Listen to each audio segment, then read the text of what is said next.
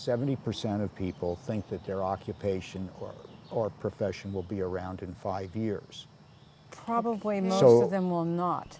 Really? That much? Will not. Yeah. So what we're seeing already, many people are falling into the gap, and what I mean by that is that they're losing their homes, they're losing their jobs, they're bereft as to what their future is going to be. They're resourceless, they're greatly in debt, and they're taking bankruptcy, and so forth. Those people are in the gap, and those of us that are not in the gap yet are thinking, well, it won't happen to us. And everyone that I know who's in the gap is one of those people who used to So it think, would well, it not won't happen to happen to me. Yeah.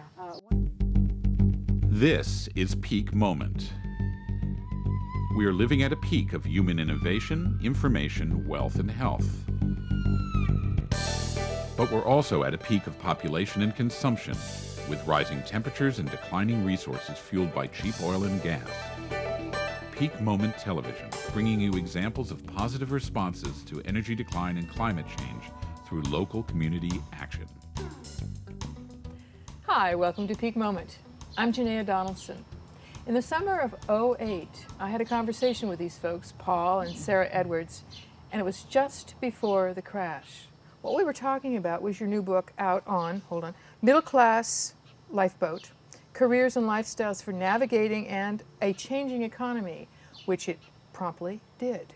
How has that changed your thinking about careers, life? Well, one thing that happened is that we were actually shocked with how quickly it happened. When we wrote the book, we thought that people would have a few years. That's why we wrote the book. Look at all these different alternatives for what you can do. Take a couple of years to decide where you want to be living, what kind of work you want to be doing. Well, it came out in January, and And we spoke in the summer. and then In September. by the fall, it was like, hopefully you've done what you needed to do. But most people hadn't, of course. Well, yeah, And as a result of the speed of change, our own thinking has changed in the sense that we're thinking about what you do now, what you think about ultimately in whatever way the economy and society transform, and then what are the in-between steps.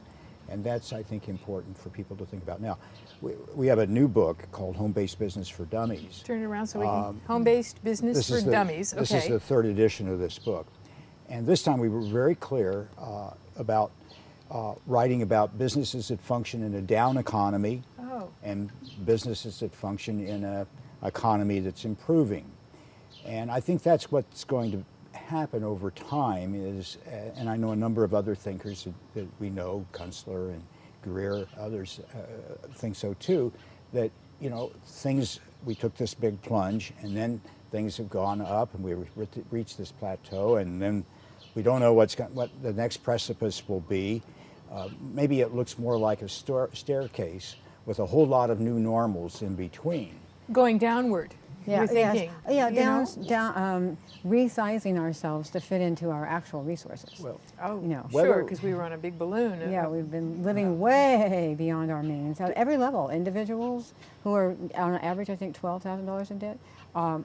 Cities that are going bankrupt, like Los Angeles is on the verge of. States like California, Illinois, a number of states are, and then of course our massive national debt. I mean, we're just all way overextended. So somehow we're going to have to get back to a simpler way of living that actually accommodates our true resource levels. Living within our means. Yeah, exactly. I want to go back to something that you both said about downward. I think that's a question of framing. Yeah. Is it bad if we had more time to spend with our families? Is it bad if we spent more time in nature where, our health benefits? It may be that if we produce our own electricity and our own food, that there'll be benefits that'll make life better than the harried stress that we feel. Yeah, because so many people are already not living a sustainable, what we call sustainable life, not just in terms of they're in debt by $20,000 or more, and students coming out with $100,000 worth of debt, not just in that sense, but it's not as sustainable in terms of our psychic energy. Mm-hmm. People are burned out, they're exhausted, and they were before 2008. Yes, probably even more so now, hopefully temporarily, because everything that we've been standing on is sort of crumbling, or they see on the horizon that they could be crumbling, And so it's a very stressful time for people right now. Oh, yeah. Well, I think people are still hoping that it will bounce back up to where it was. I mean, Yeah.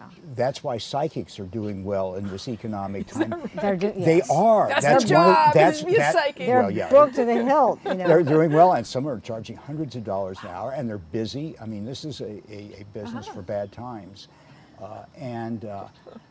It's because of the it's a reflection of the uncertainty people feel, grasping for solutions.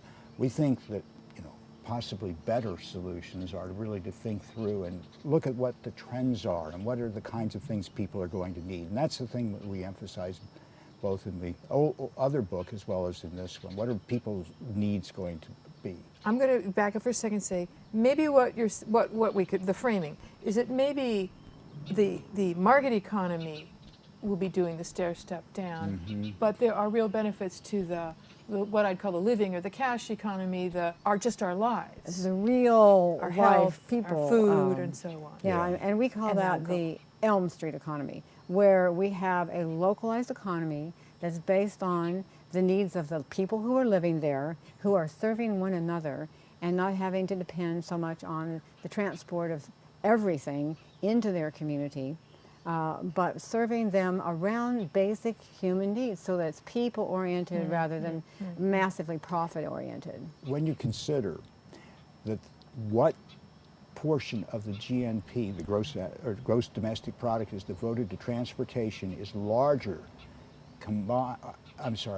of healthcare is combined it's transportation. Transportation is larger than what we spend on food, clothing, and health. Serious. Yeah. Transportation. I mean, are you talking about cost- personal transport, or the cost also of getting the food to us and the the whole goods? cost The of airlines, transportation, the the Oh whole my cost of Yeah, I mean, transportation. the whole picture of transportation is more than we spend on healthcare. And just to give you an idea of how much that is, it's $2.5 trillion. What we spend on healthcare in the United States is larger than the gross domestic products of France, Brazil, Russia. I mean, So all of things are kind of out of proportion here. Yeah. I mean, Out of that's proportion. Yeah. So, And so the what we're Elm Street economy emphasizing- will be in proportion to local resources, local needs, and people to people serving each other as neighbors, colleagues. Well, why do you call it the Elm Street economy? I mean, there's Wall Street, there's Main Street. Street. So what's Elm Street, and why isn't that? Well, look at Main Main Street. Streets today. I mean, drive down or think about your last drive down Main Street. And you saw a lot of signs that were franchises and distributorships. A lot of stores that are vacant in many, many, many communities, strip malls that are gone, shopping malls that are empty, Franchiseville.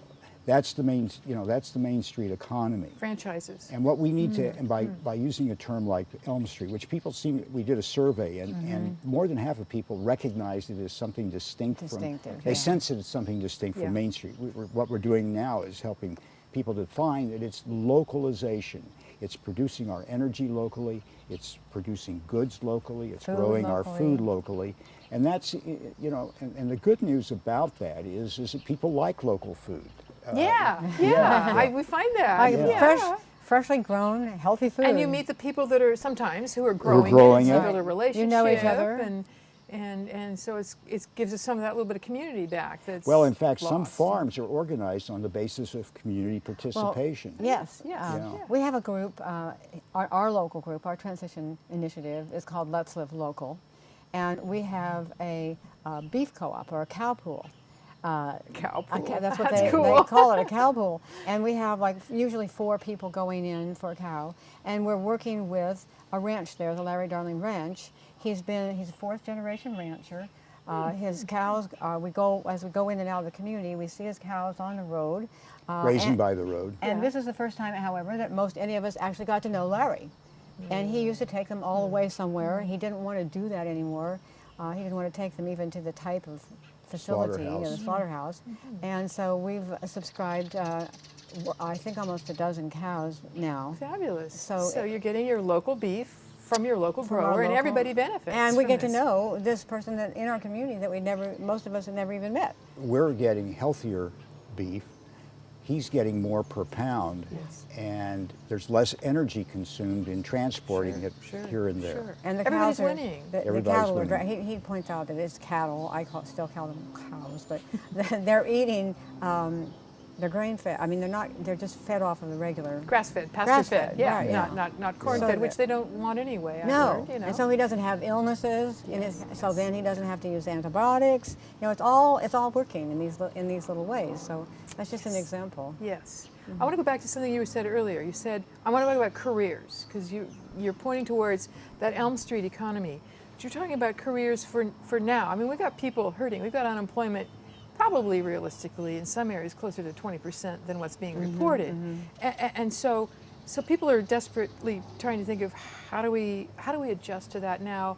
So you mentioned now and looking to the future, so tell me more about that, your thinking on these. Well, there are certain areas of the economy that people are spending money in. And, like psychic services. Now, we're not all going to be psychics, obviously. Right. But Well, something others- that's booming right now is the whole field in technology is the movement toward apps. Software application, apps is short for software for the iPhone and for the iPad. And they're not selling for $50 or $300 the way software for computers have been sold for. They're selling for 99 cents and $9.99, but if you get millions of people buying them, that's something that's happening now. And if you have a technical background and can move into that, that's great. The other thing we say about now that's really important is that if you have a job now, definitely keep it. Okay. So that you sure. can build something and start exploring where am I going to think I might end up? Because there's a lot of uncertainty about the end up. So hold on to whatever you have for now until you can get sort of like a toehold. In fact, and use the resources that are coming in from your job to gain the new skills, like many people And to right pay now off are- your yeah, bills. yeah. And to Get out of and to debt. gain the new skills and training and experience that you need in order to transition into something that's going to be more sustainable. Whether it's involving food or energy is a whole nother exciting thing.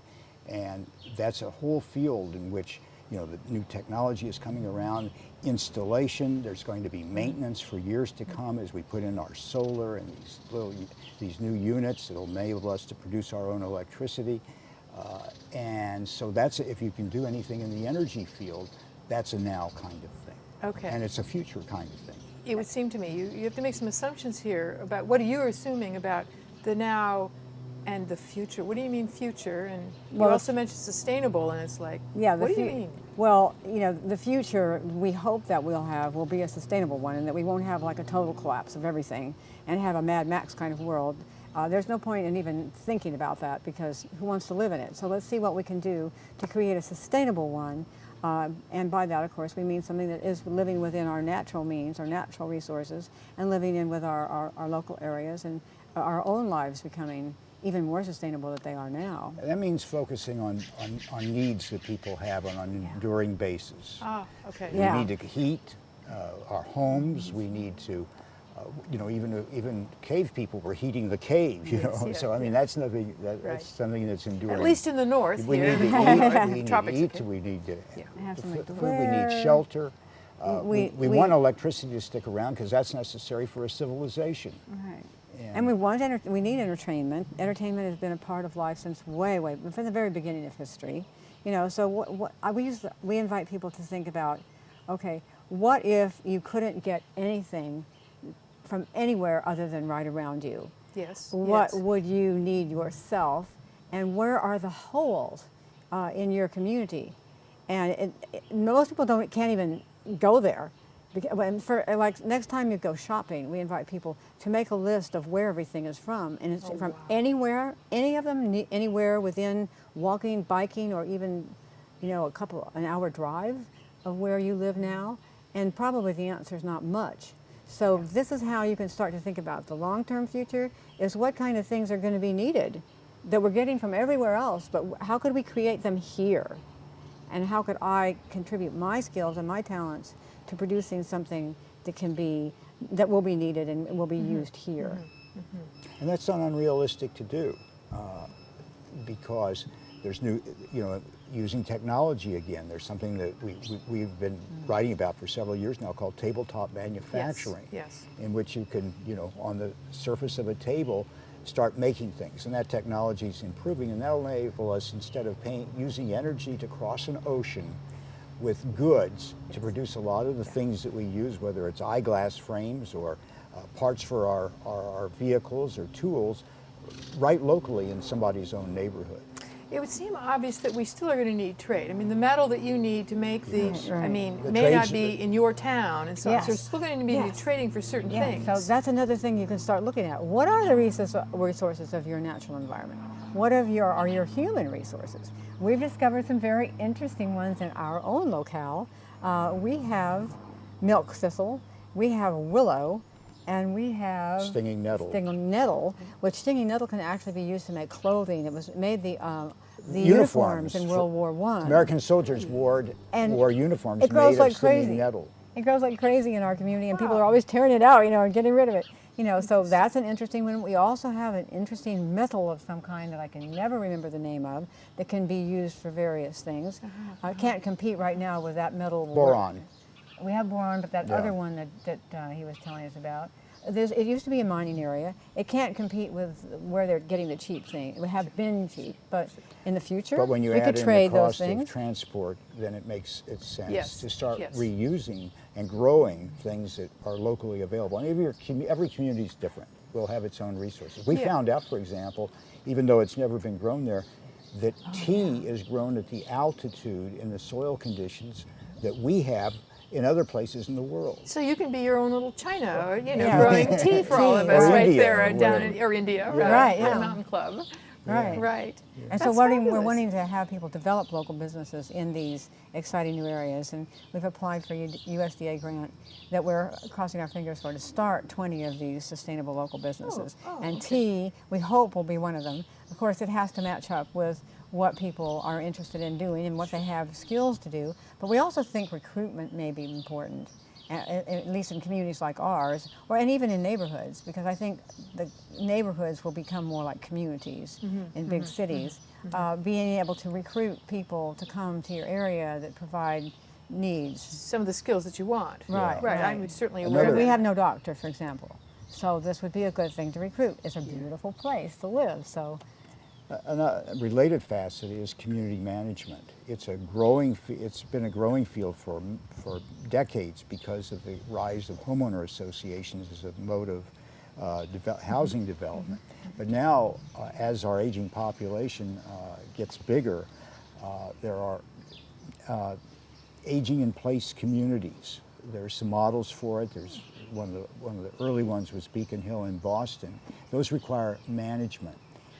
That's one of the models that we're looking at for our community because it would make sense given the demographic and the needs of the people is to have this.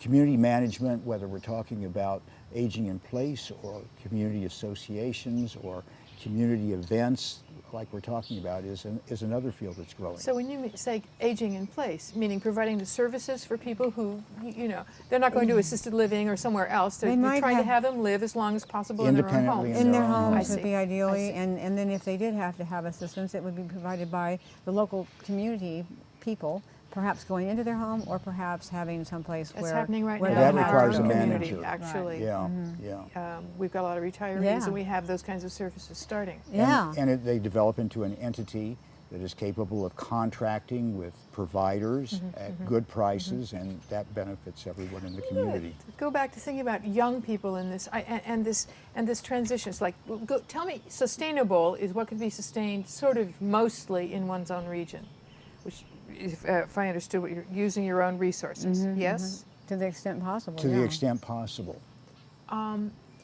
If we are looking at a market economy that is decreasing, right? So, and what I'm seeing now is that many of the things that are in discretionary spending have gone down a great deal. Right. I would imagine. My Oh, sister they is a have. clown, and so people are spending less on clowns for their birthday parties. That those may not be. That's not for the long term, perhaps, if that stair step is what's going to happen. Yeah, discretionary is one of the things that we are steering people away from. The interesting thing is that some of the things that you mentioned clowns, some of the things that are discretionary in the way they, like your sister has been earning a living, are no longer viable. But ultimately, that could be a valuable something that she could provide to the community. It would then more likely be on a barterable basis. I see. And we're encouraging people to start thinking in terms of bartering and what kind of skills can I bring to the community that someone would gladly exchange for some other sets of things that I need. And that's hours programs, that's direct barter boards. Today with the technology, it's easier to do and can be done on a community basis, but we're going to be doing more in terms of willingness to trade with one another, or even operating as a gift And economy. gifting, right, gifting. The certainly, it would seem to me that a lot of the concern that I hear is about local food, because food and water, we can live without a whole lot, but those we can't. Right. And as our farming, most farming is concentrated in particular areas. I mean, we're fortunate we're in California and we have the goodies. growers not terribly far away.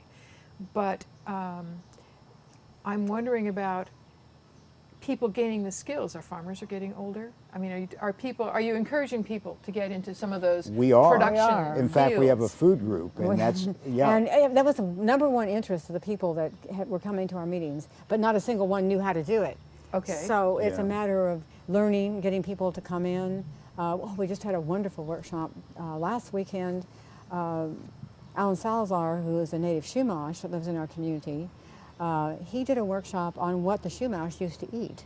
Oh, wow. Based Fun. on, that's how we found out about elderberry. Yeah. We didn't know that this is something that grows extremely well.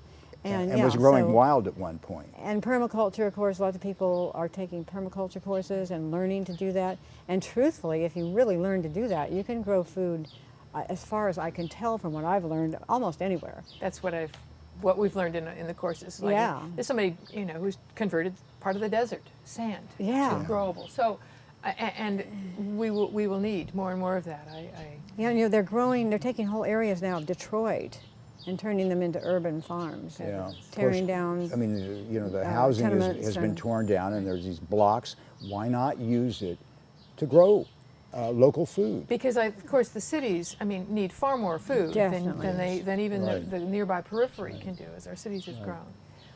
It's amazing how much food could be produced in the city. I think it was in World War II in London that they were able to grow half of the vegetables and fruits that they needed with local gardens. Wow. I mean, it's really incredible what you can do where there's a will. So it's more intensive cultivation, probably, More intensive. certainly, And using permaculture techniques Helps a lot. That helps a lot. really, Which they probably that were not technology doing, but- wasn't available back yeah, then. that That's kind of more knowledge. recent. Yeah, and they're evolving it. We have about 6-7 minutes left, and I bet we have barely scratched some surface. I want to go back to I'll toss a. How do we? You talk about going from here into a transition. So talk to me about transition Yeah. here. I see the transition as what we do in the gap. The gap. What do you The mean gap by gap? between where we are now, if you think about ourselves standing on a plateau, and some people are still have not faced the gap yet. They're waiting it out. They think they're going to be fine. The survey that I mentioned, 70% of people think that their occupation or profession will be around in 5 years. Probably most So- of them will not. Really? That much? Will not. Yeah. So what we're seeing already, many people are falling into the gap, and what I mean by that is that they're losing their homes, they're losing their jobs, they're bereft as to what their future is going to be. They're resourceless, they're greatly in debt, and they're taking bankruptcy, and so forth. Those people are in the gap, and those of us that are not in the gap yet are thinking, well, it won't happen to us. And everyone that I know who's in the gap is one of those people who used to So think, it well, would it not won't happen happen to to me. Yeah. One of Yeah. the things that I did is I was trying to look around as like, what can be my local service? And I am a psychologist, so I opened a local practice. That's something that people said couldn't be done because people go to the city for their therapy and their counseling.